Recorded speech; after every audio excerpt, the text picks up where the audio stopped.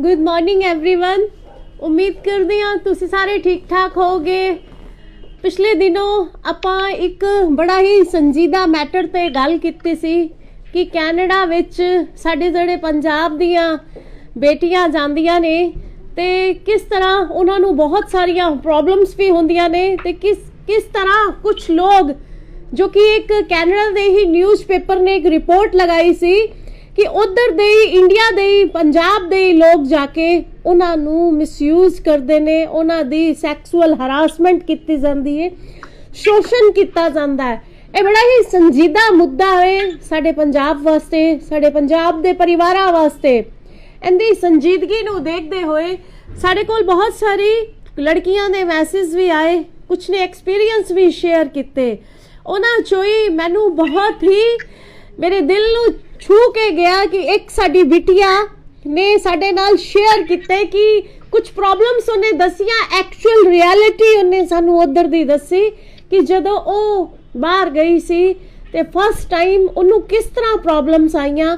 अज ओ साडे नाल हैगी है वॉइस मेल ते उनदी आइडेंटिटी नू आपां गोपनीय रखदे होए कि उन्हें एक रियलिटी मैनू दसी। 2-3 दिन उन्हें मेरे नाल गल की और वो मैनू प्राउड है कि एक बीइंग ए डॉटर होंदे होए उन्हें मैनू कहा कि मैम जिस किसी भी लड़की नू मेरी हेल्प दी, क्योंकि वो उधर वेल सैटल्ड हो चुकी है, मेरी हेल्प दी जरूरत पे ते मैं पक्का उनकी हेल्प करांगी, तुसी मेरा नंबर शेयर कर सकते हो। मैनू बहुत प्राउड फील होया कि इहो जी बच्चियां भी ने जड़ियां सैटल, उन्होंने भी प्रॉब्लम्स आईयां पर उन्हें अपने आप नू मजबूत रखिया, फैमिली ने सपोर्ट किया, पर जड़े एक्सपीरियंस उनदे नाल होए उन्हें मेरे नाल शेयर किते और रियलिटी तो उन्हें पर्दा चुकिया कि एक्चुअल ची वाकई ही जो है रिपोर्ट लगी है उनदे विच कितनी सच्चाई है। आज जो मेरे नाल हैगी है लाइन ते आपां शेयर करदे आ, तुहानू दसेगी। हेलो बेटा जी। Hello ma'am. Good afternoon. How are you बेटा? How are you बेटा? हाँ जी मैम। How are you? आप कैसे हो? मैम मैं ठीक हूँ। हाँ, थैंक यू।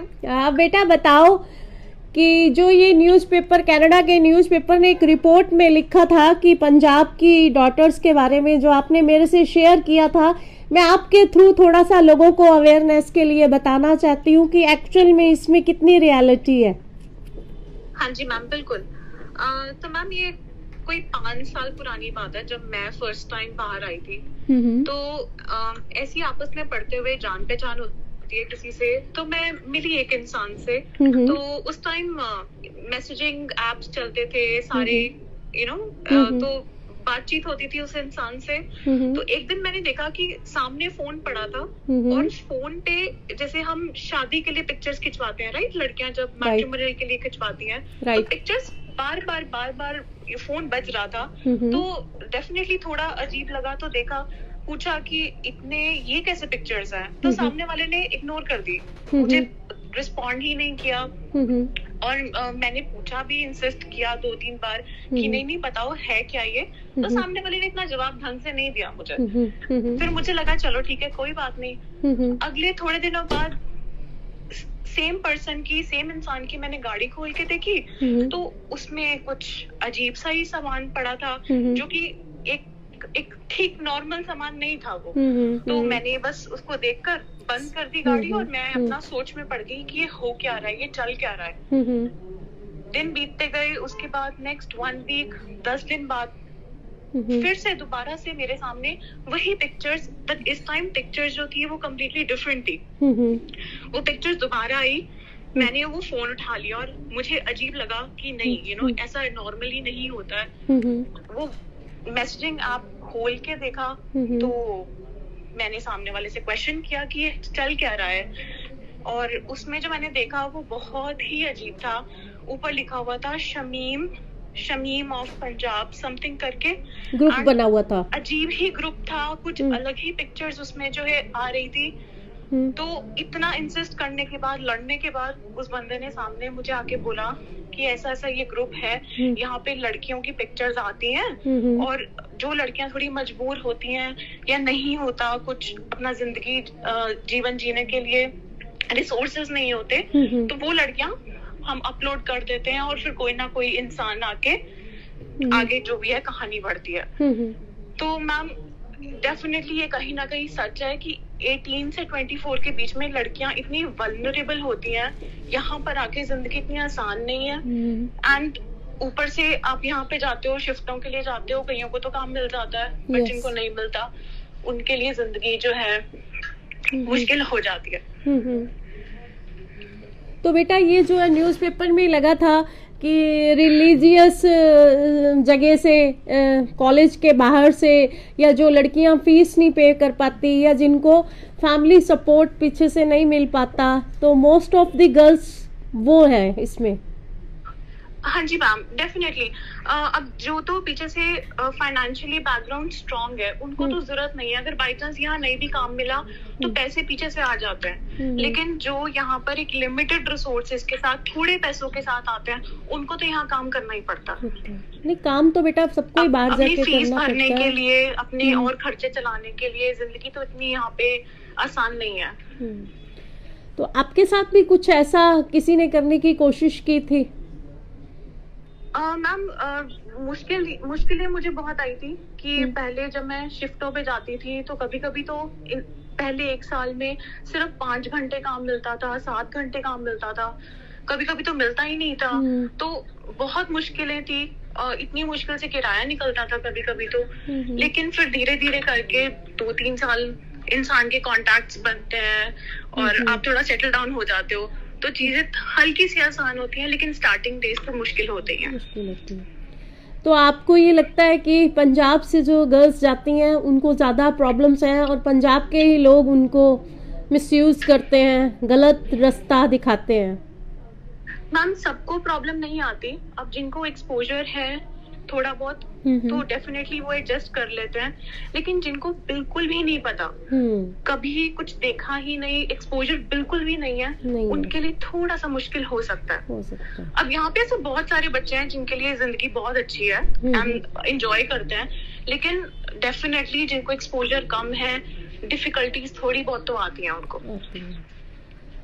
पर जो आपने मुझे बताया था कि आप किसी के घर में रहते थे, वो लेडी का यही काम था, वो ऐसे गर्ल्स को भेजती थी, फिर आपके दोस्तों ने बताया तो आपने उस लेडी का घर छोड़ दिया, तो ऐसे? हाँ जी मैम, तो ये भी एक एक्सपीरियंस हुआ था मेरे साथ। ये भी आज से 4 साल पुरानी बात है।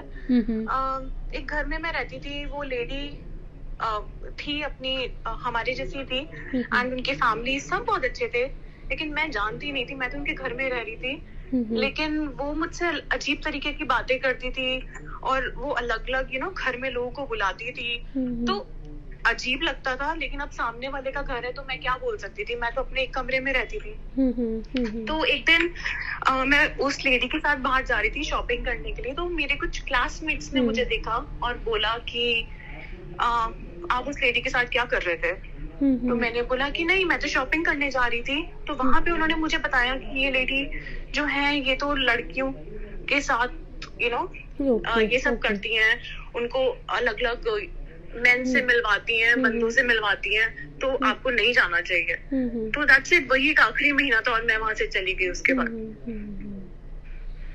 चलो बेटा, थैंक यू सो मच। आपने जो मुझे पहले भी बताया कि ऐसी मुश्किलें जो लड़कियां स्ट्रॉन्ग हैं और जिनको फैमिली सपोर्ट है उनके लिए रहा आसान है, अदरवाइज जो बेचारी बिल्कुल ही जिनको यहाँ से एक्सपोजर नहीं मिला मुश्किल है। चलो हम उम्मीद करते हैं आप अपनी लाइफ में सेटल हो चुके हो। मेरी बहुत सारी शुभकामनाएं आपको बेटा, हम टच में रहेंगे। Thank you so much ma'am. Thank you बेटा, थैंक यू।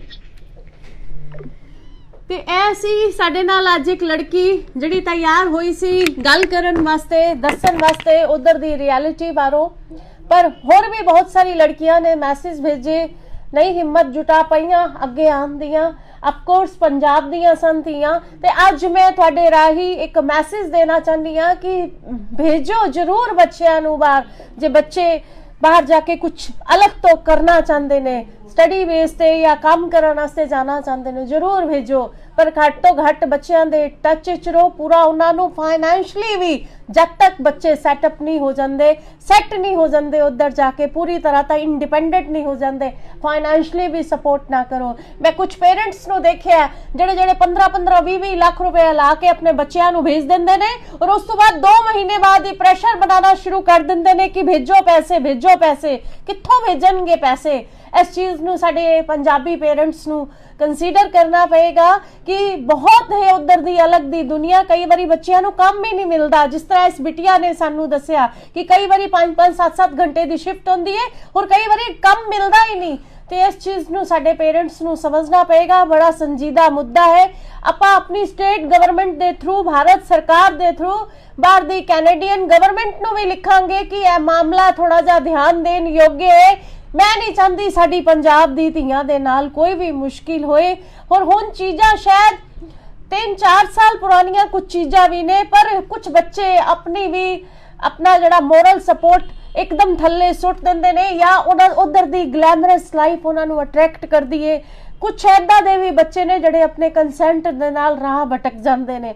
ਤੇ ਪੇਰੈਂਟਸ ਨੂੰ ਦੇਖਣਾ ਹੋਏਗਾ ਕਿ ਸਾਡੇ ਬੱਚੇ ਕਿੰਨੇ ਕੁ ਸਟਰੋਂਗ ਨੇ, ਕਿੰਨੀ ਕੁ ਬਾਉਂਡਰੀ ਕ੍ਰੋਸ ਕਰ ਸਕਦੇ ਨੇ ਔਰ ਸਾਡਾ ਟਰਸਟ ਕਿੱਥੇ ਸਟੈਂਡ ਕਰਦਾ ਹੈ। ਅਪੀਲ ਹੈ ਔਰ ਉਮੀਦ ਕਰਦੀ ਹਾਂ ਤੁਸੀਂ ਇਹ ਮੈਸੇਜ ਮੇਰਾ ਵੱਧ ਤੋਂ ਵੱਧ ਪੇਰੈਂਟਸ ਦੇ ਨਾਲ ਅੱਗੇ ਸ਼ੇਅਰ ਕਰੋਗੇ ਤਾਂ ਕਿ ਪੇਰੈਂਟਸ ਨੂੰ ਇਹ ਸਮਝ ਆ ਸਕੇ ਕਿ ਬੱਚਿਆਂ ਨੂੰ ਬਾਹਰ ਭੇਜ ਕੇ ਹੀ ਆਪਣੀ ਜ਼ਿੰਮੇਵਾਰੀ ਤੋਂ ਮੁਕਤ ਨਹੀਂ ਹੋ ਸਕਦੇ। Thank you. ਜੈ ਹਿੰਦ।